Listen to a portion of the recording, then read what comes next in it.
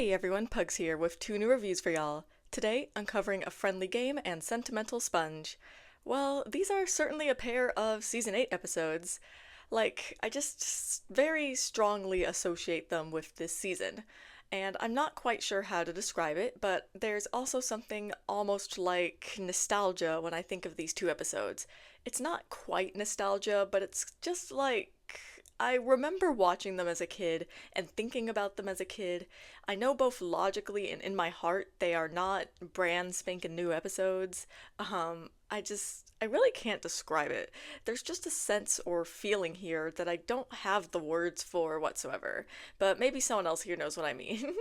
Let me move on now. As always, thank you to everyone who's given this video the time of day. I appreciate you all a whole bunch. And now, let's just get right into it.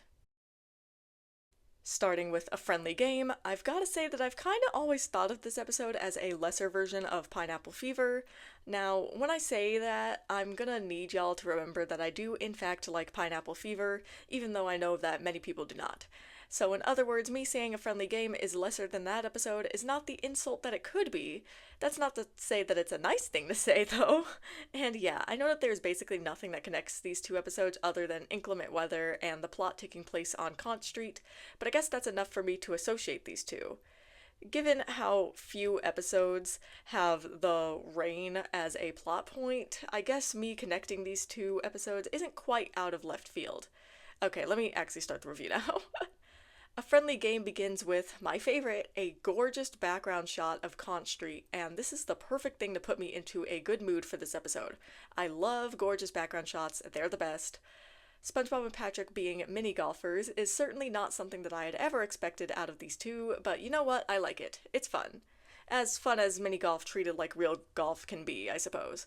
And this first scene with the two of them is pretty funny, as well as gets our plot rolling very quickly as the best friends find that they can't have their planned day of golfing fun due to the rain and so decide to have fun indoors.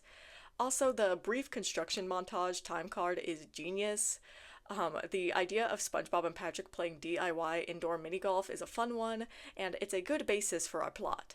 It's one of those simple setups that can be used for a lot of great jokes and gags if the comedy is present. SpongeBob and Patrick being driven not to wake Squidward from his nap is also a good idea in theory, but I also don't think it was strictly necessary for this episode. As I just said, the initial plot setup is simple and there's really no need for complicating factors, especially when this episode truly did not need to be a Conch Street trio episode, but could have simply sufficed as a best friends episode, especially because in the end the execution here is kinda eh. I think it would have been better if SpongeBob and Patrick took Squidward more seriously here, like how they did with Mr. Krabs and Wet Painters, because now the episode feels like that sinking feeling or bubble stand or something we've seen many times before. But whatever, this is all nitpicking, and I haven't even considered the rest of the episode yet. Surely with such a stellar start, there's no way that this episode can get bad, right? Well, with such an obvious baiting tactic like that, I think you all know exactly where we're going from here. Once Patrick fumbles his first putt and starts complaining about not being able to finish his stretches, just like someone with a bruised ego, the direction of this episode becomes crystal clear to me, and I do not like it. Sure, I enjoy the parody of athletes who act this way, and of people who take friendly games too seriously, or at least I enjoy it on a, I don't know, academic level, but that doesn't exactly make it a pleasant watch for me. And of course it has to be Patrick who starts this jerk train. Why do we keep doing this? It's so annoying. Please stop it. Patrick being a jackass is not fun, and it only gets worse as the episode proceeds. Now, I know I've said this about 20 times by now, but I'll say it 20 more times if it's necessary. Whose idea is it to have all of these unpleasant interactions between the two best friends? There is literally no reason for this, and I would like to know who is asking for it because I know it's not me. Can we seriously please stop that, please, and thank you? And it's this unpleasantness that makes up the majority of the episode. I guess that means that this review probably won't be very long because I see no need to repeat myself when the problem is the same throughout. Just all these poking and prodding between the two of them, particularly from Patrick towards SpongeBob, not great.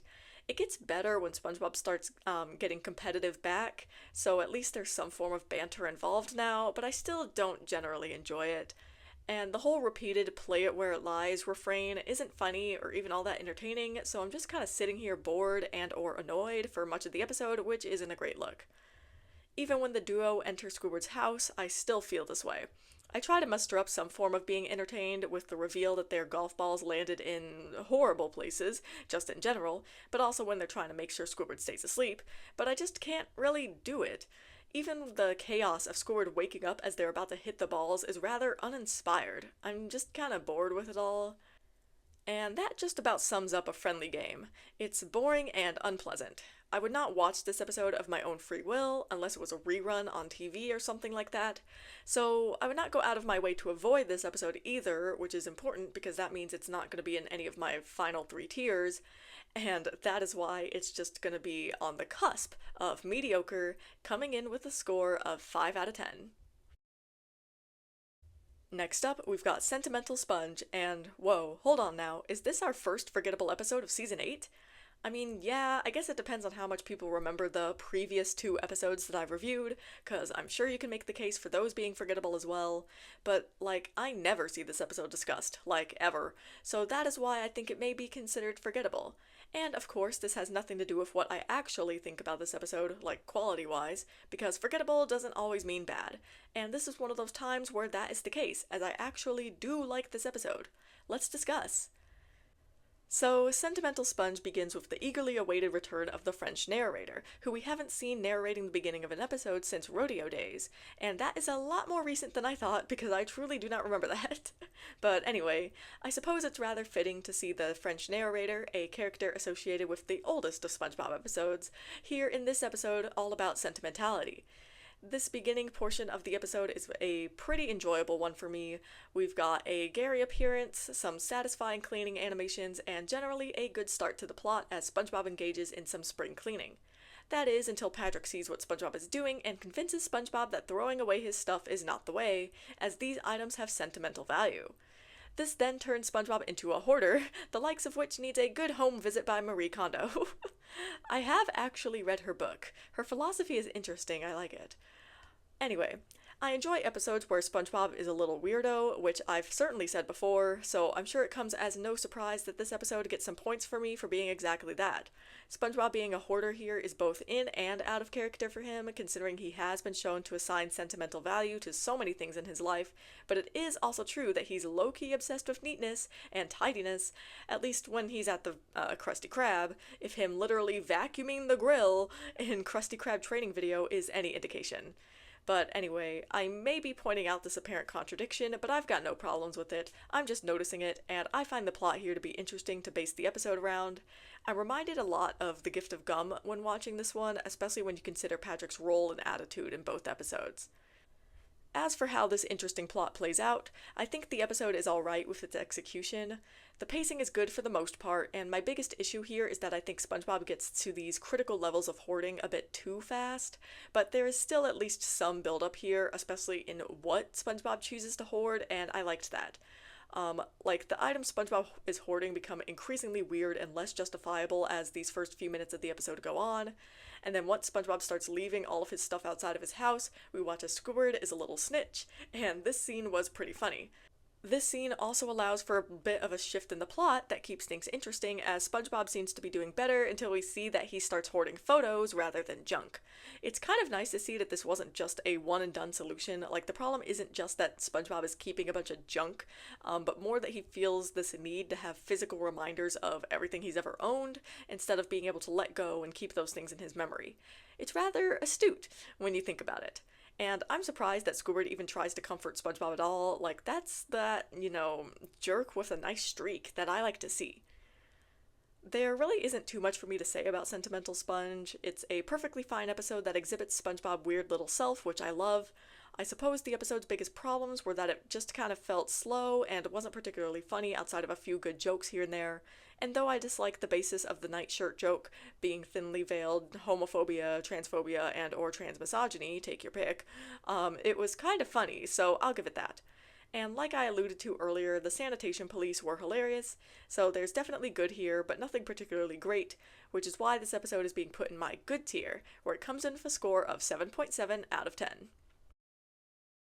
As always, I'll be ending this video with some closing thoughts of mine.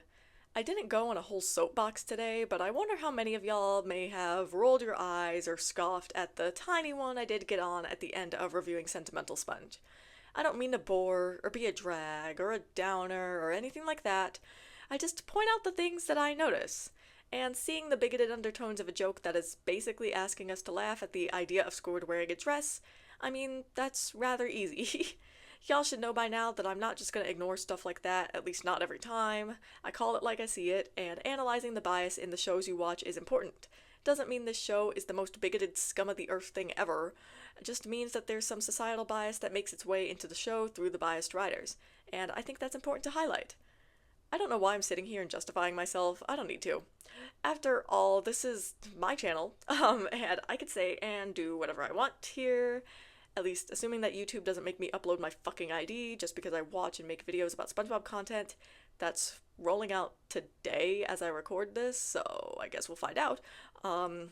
Yeah, like, that's something I'm a bit nervous about. I never monetized this channel because I didn't want YouTube to have my bank information. No way in hell am I giving them my ID. I'm gonna tell you that. Alright. That's enough of that for today. I'm gonna stop myself while I'm ahead, and so let me close the video out here, and I'll see y'all in the next review.